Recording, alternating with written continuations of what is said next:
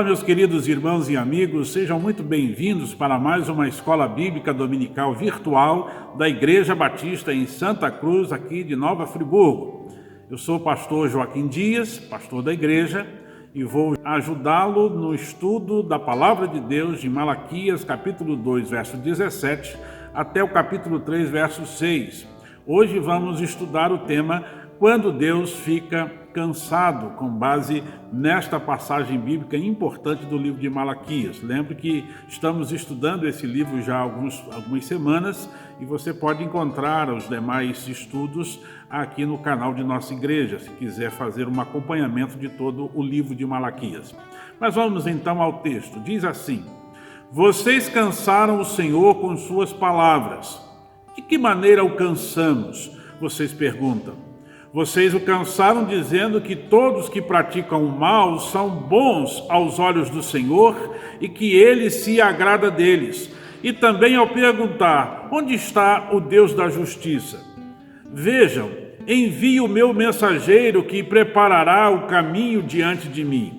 Então, de repente, o Senhor a quem vocês buscam virá ao seu templo. O mensageiro da aliança, por quem vocês anseiam, certamente virá, diz o Senhor dos Exércitos. Mas quem poderá suportar quando ele vier? Quem permanecerá em pé em sua presença quando ele aparecer? Pois ele será como fogo ardente que refina o metal, como sabão forte que branqueia as roupas. Ele se sentará como refinador de prata e queimará toda a impureza. Purificará os levitas e os refinará como ouro e prata, para que voltem a oferecer sacrifícios aceitáveis ao Senhor. Então o Senhor se agradará novamente das ofertas do povo de Judá e do povo de Jerusalém, como no passado. Naquele dia eu julgarei vocês. Não demorarei para testemunhar contra todos os feiticeiros, adúlteros e mentirosos. Falarei contra aqueles que roubam o salário dos seus empregados, que oprimem as viúvas e os órfãos, ou que privam os estrangeiros de seus direitos, pois essas pessoas não me temem, diz o Senhor dos Exércitos. Eu sou o Senhor e não mudo, por isso vocês, descendentes de Jacó, ainda não foram destruídos. Quem nunca olhou para uma imagem ou assistiu a algum vídeo em que tem algum milionário cuja fala ou cuja prática fosse pecaminosa, corruptos, imorais, praticantes de crimes diversos? Então, diante desta situação, você tenha se perguntado por que eles fazem tantas coisas erradas, cometem tantos pecados e não são punidos? Porque eles estão cada vez mais ricos e aproveitando a vida mesmo pecando?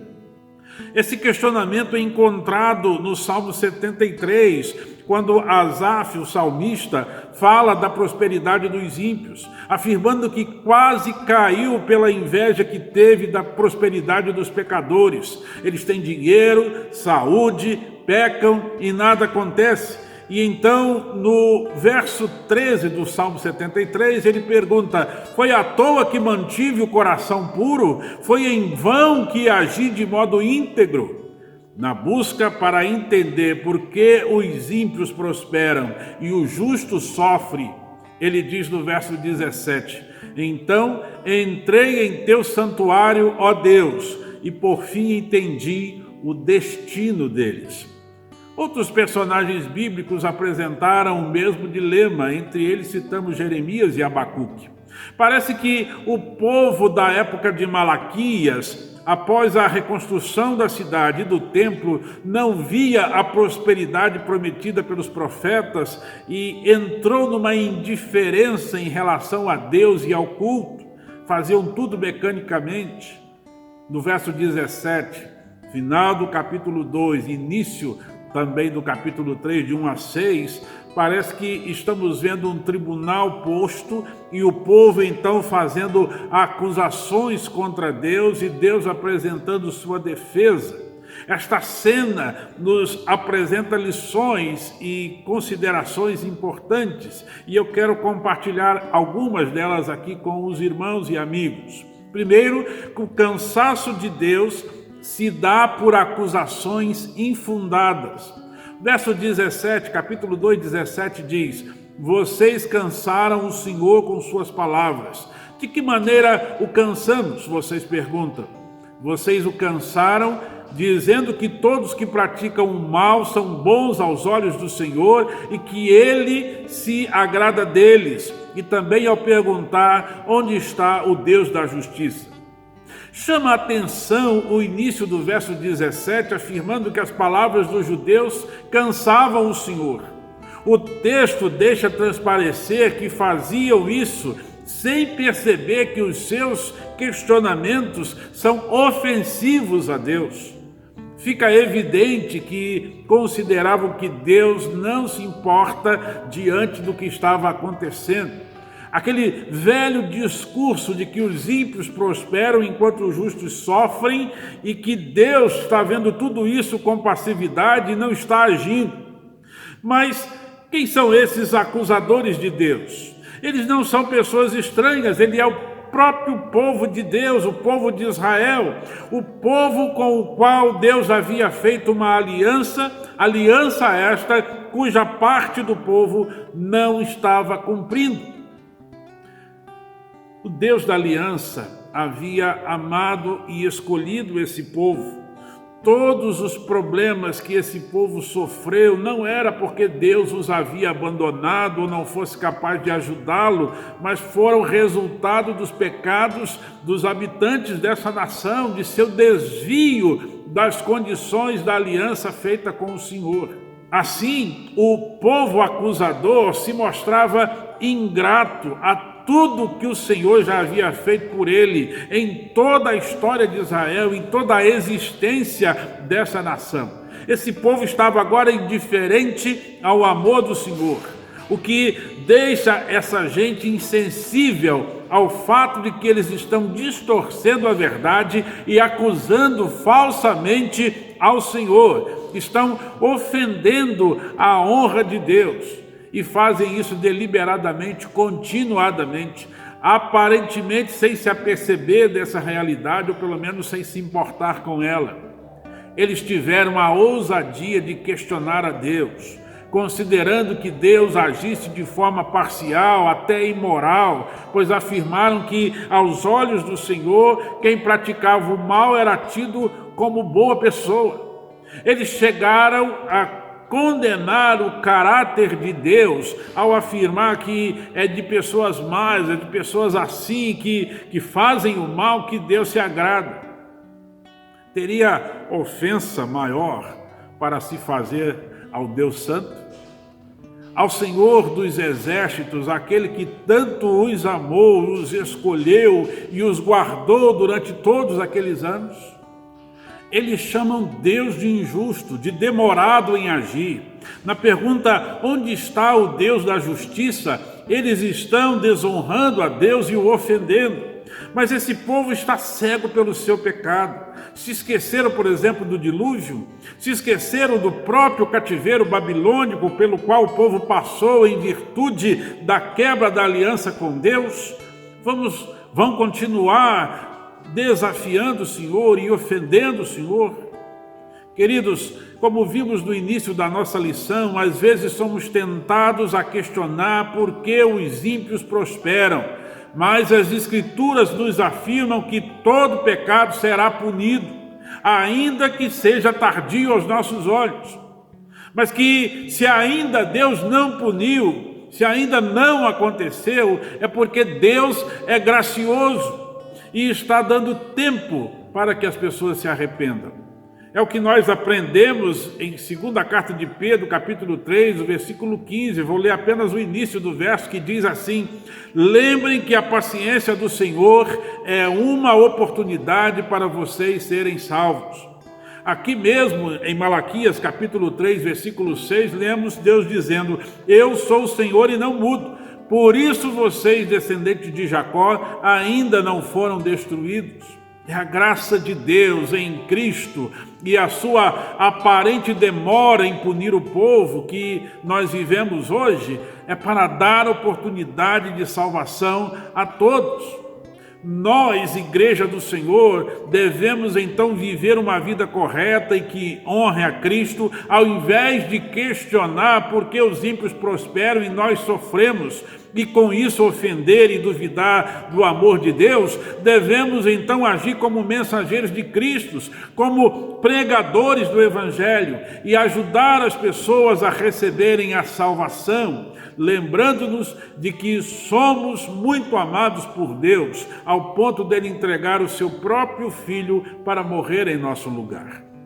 Em segundo lugar, é preciso pensar na resposta de Deus. E aí, a segunda lição que nós temos é a resposta de Deus, é a reafirmar que o juízo virá. Os versos 1 a 5 dizem o seguinte: vejam, envio o meu mensageiro que preparará o caminho diante de mim. Então, de repente, o Senhor a quem vocês buscam virá a seu tempo. O mensageiro da aliança por quem vocês anseiam certamente virá, diz o Senhor dos Exércitos. Mas quem poderá suportar quando ele vier? Quem permanecerá em pé em sua presença quando ele aparecer?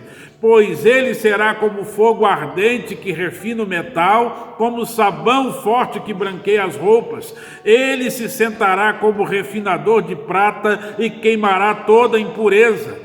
Purificará os levitas e os refinará como ouro e prata, para que voltem a oferecer sacrifícios aceitáveis ao Senhor.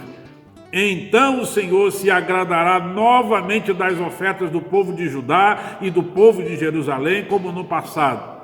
Naquele dia eu julgarei vocês. Não demorarei para testemunhar contra todos os feiticeiros, adúlteros e mentirosos. Falarei contra aqueles que roubam o salário de seus empregados, que oprimem as viúvas e os órfãos, ou que privam os estrangeiros de seus direitos, pois essas pessoas não me temem, diz o Senhor dos Exércitos. Deus se cansa de acusações falsas, da distorção da verdade, da sua palavra e da negação do seu grande amor. Haverá um momento em que aqueles que fazem isso serão julgados. Na defesa que fez contra as falas e acusações falsas dos judeus, Deus prometeu a vinda do julgamento. Creio que aqui Malaquias nos fala tanto da primeira quanto da segunda vinda de Jesus. O verso 1 foi atribuído a João Batista no Novo Testamento. Ele foi aquele mensageiro que preparou o caminho de Jesus. Ele foi o último profeta da antiga aliança. Foi João Batista quem apresentou Jesus ao povo de Israel. Mas Jesus é o mensageiro da aliança, o Senhor que veio. E Deus faz uma pergunta aqui no texto: quando o Senhor que vocês estão querendo, Deus da justiça, vier, quem vai suportar o dia da sua vinda? Queridos, Deus dirige a história, Ele governa sobre todas as coisas, quer a gente queira, quer não. Nas palavras iniciais, vemos que a vinda do juízo será repentina. Ele diz: então, de repente, o Senhor virá. Quando Jesus veio ao mundo em seu nascimento, ninguém esperava. Herodes, por exemplo, entrou em crise e quis matar Jesus ainda bebê. Jesus mexeu com a vida de todas as pessoas por onde passou. Mas a promessa da sua segunda vinda também fala de algo repentino. A Bíblia afirma que a volta de Cristo será como um ladrão quando ninguém espera. Será como nos dias de Noé, em que cada pessoa cuidava da sua vida, dos seus próprios interesses, até que veio o dilúvio e selou a história daquelas pessoas que duvidaram da pregação de Noé. No verso 2, no entanto, Deus pergunta: mas quem poderá suportar quando ele vier? Quem permanecerá em pé em sua presença quando ele aparecer? O povo acusou Deus de ser parcial em seu julgamento e o fazia na pressuposição de que eles, por serem o povo escolhido, eram melhores do que os demais. Paulo, escrevendo aos Romanos, deixou bem claro a todos que todas as pessoas, até mesmo os judeus, são pecadoras. Todos merecem a condenação, todos merecem o inferno. Não havia ninguém justo diante de Deus. A justificação, afirmou Paulo em Romanos capítulo 5, nos foi dada gratuitamente em Jesus pela fé e não pelas ações que alguém possa fazer para conquistá-la, pois pelas ações humanas todas as pessoas estão condenadas. Então, aqui em Malaquias 3:2, Deus está dizendo: vocês me acusam de imparcial, mas na verdade se esquecem de olhar para si mesmos. Meus amigos, tendemos a olhar para as pessoas más deste mundo, achando que nós somos bons, mas isso não é verdadeiro. Não existe ninguém bom neste mundo. Todos pecaram e estão separados de Deus. Se vamos exigir que Deus destrua e envie ao inferno todos que estão fazendo alguma coisa errada, isso vai incluir a mim e a você. Deus afirma que seu mensageiro será como fogo que refina o metal, como o sabão forte do lavandeiro. A ideia é que Cristo veio para purificar o seu povo. Assim, por causa de Cristo, os pecados são perdoados e o culto e a adoração a Deus seria restaurados. E acontece isso conosco, com a sua igreja. Somente o salvo por Jesus Cristo pode de verdade adorar a Deus. No entanto, os versos finais também apontam para a condenação daquelas pessoas que resistem ao amor de Deus em Cristo e traz condenação, punição para estes. Veja a lista que Deus fez de pessoas erradas no meio do seu povo: feiticeiros, adúlteros, mentirosos, exploradores e corruptos que roubam o salário dos funcionários, opressores contra as pessoas mais fragilizadas, gente que não reconhece o direito dos outros. Enfim, Deus mostra que tais pecados apenas refletem um coração sem o temor de Deus. E sem o temor a Deus, é impossível que alguém permaneça em sua presença e desfrute de sua salvação. Aliás, temer ao Senhor é uma prova de que a salvação ocorreu no coração de alguém. Eu quero então caminhar um pouco mais na nossa lição e considerar outra questão importante. Nossa esperança é a graça. O verso 6 diz: eu sou o Senhor e não mudo. Por isso vocês, descendentes de Jacó, ainda não foram destruídos. Vamos usar esse verso na próxima lição, mas eu creio que ele seja necessário ser abordado aqui. Se os judeus estavam distorcendo a verdade, se estavam ofendendo a honra do Senhor, acusando o Senhor de imparcialidade, questionando o caráter e a justiça de Deus, porque ele demorava a punir os maus, Deus deixou claro na sua defesa, no capítulo 3, de 1 a 5, que ele vai julgar esse mundo pecador, mas quem poderá resistir diante do seu juiz, diante de Jesus? Quem é aquela pessoa que pode se dizer sem pecado neste mundo? Quem pode se apresentar diante do Senhor e se dizer justo ao ponto de desejar a destruição de outra pessoa? Ninguém.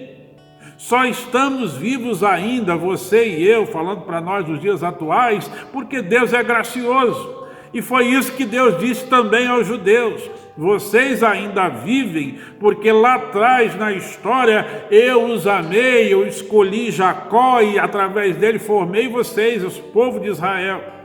E como eu não mudo, é por isso que vocês ainda permanecem vivos. Deus está dizendo para os judeus: vocês são tão maus quanto os demais povos deste mundo, são tão merecedores do inferno quanto eles, mas são alvos da minha graça. Deus fala o mesmo para mim e para você hoje. Só pela graça você e eu estamos vivos. Eu sei que há muita gente cometendo atos terríveis neste mundo. Eu sei que quando a gente olha para muitos casos que a gente vê nos jornais, que a gente assiste da TV e que a gente lê na internet, são tantos casos de violência, de corrupção, de coisas tão terríveis, que a gente considera que essas pessoas às vezes deviam estar mortas, que Deus já devia ter destruído essa gente.